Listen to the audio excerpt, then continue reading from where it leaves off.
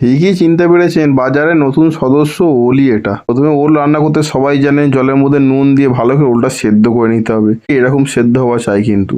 এই পাশে মাছের কিছু পেটি নিয়ে নিয়েছি। পেটিগুলো প্রথমে কি করতে হয় আপনারা ভালো করে জানেন, মাছ রান্নার প্রথম পদ্ধতি ভালো করে গরম তেলে ফেলে ভেজে নিতে হবে। যখন ভাজা হয়ে গেল সাইডে রেখে দিন।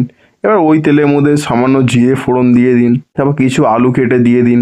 এবার আলুর মধ্যে সামান্য হলুদ আর নুন দিয়ে ভালো করে নাড়িয়ে চাড়িয়ে লাল লাল করে ভেজে নিন। ভাজা হয়ে গেল, সামান্য পেঁয়াজ কুচি আর টমেটো কুচি দিয়ে দিন। এবার ভালো করে একসাথে সব কিছু ভেজে নিন। তার মধ্যে ওই সেদ্ধ করা ওলটা দিয়ে দিন। ওল দিয়ে নাড়িয়ে চাড়িয়ে রসুন বাটা আর আদা বাটা দিয়ে দিন। এবার ভালো করে কষিয়ে নিন। তারপরে ভালো করে নাড়িয়ে চাড়িয়ে নিন যতক্ষণ না রসুন আর আদার কাঁচা গন্ধ ছুটে পালাচ্ছে। তার উপর হলুদ গুঁড়ো আর লঙ্কার গুঁড়ো দিয়ে ভালো করে কষিয়ে নিন। এবার কষানোর পর সামান্য জল ঢেলে দিন। জল ঢেলে যখন ফুটে গেল, আলু সেদ্ধ হয়ে গেল, তখনই মাছগুলো দিয়ে দিন এক পিস এক পিস করে। আবার খুব সাবধানে নাড়তে হবে, এক আধ পিস ভেঙে গেলে আপনার পাত থেকেই তুলে নেবে লোকে। সামান্য জিরে গুঁড়ো ছড়িয়ে নামিয়ে নিন, আর বেশি কাণ্ড কিছু নেই। তাতেই যা কালার আর স্বাদ আসবে, দোকানের লোকেরা কালার দিয়ে এত আসে না।